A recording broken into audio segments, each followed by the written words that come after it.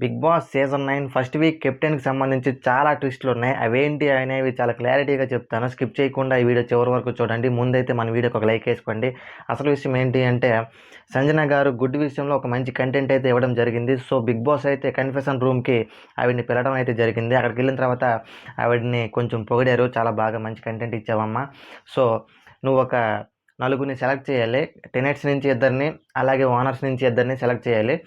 Select అయిన వాళ్ళు captaincy contenders అవుతారు అని బిగ్ బాస్ అయితే సంజనకి చెప్పడం జరిగింది. అలాగే మంచి కంటెంట్ ఇచ్చినందుకు నువ్వు కూడా కెప్టెన్సీ కంటెండర్ అవుతావు అని చెప్పడం జరిగింది. అయితే ఓనర్స్ నుంచి ఎవరెవరంటే మాస్క్ మ్యాన్, అలాగే పవన్ కళ్యాణ్ అండ్ టెనెట్స్ నుంచి శ్రేష్ఠి వర్మ అండ్ ఎమాన్యుయల్, వీళ్ళ నలుగురు అయితే సంజన అయితే వీళ్ళ నలుగురిని సెలెక్ట్ చేయడం జరిగింది. అండ్ ఇంకొక ఇక్కడ ట్విస్ట్ అయితే ఉంది. అదేంటి అంటే, ఈ ఐదుగురికి టాస్క్ ఉండదు. వీళ్ళకి బదులు వేరే హౌస్మేట్ వచ్చి ఆడాలి. అండ్ టాస్క్ వచ్చేసి గట్టిగా పట్టుకొని వేలాడాలి అనే ఒక టాస్క్. అదేంటి అంటే, రోప్కి మీదన తాడు కట్టి కిందకి వేలాడదీస్తారు. ఆ తాడు పట్టుకొని గట్టిగా ఉండాలి. ఎవరైతే లాస్ట్ వరకు ఉంటారో వాళ్ళు విన్ అవుతారు. అండ్ ఫైనల్గా సంజన తరపున శ్రీజ గట్టిగా ఆడుతూ మంచి ట్విస్ట్ అయితే ఇచ్చి ఫైనల్గా సంజన అయితే కెప్టెన్ అవుద్ది. సో, ఈ కెప్టెన్సీ కంటెండర్లో ఈ టాస్క్లో చాలా ట్విస్టులు ఉన్నాయి.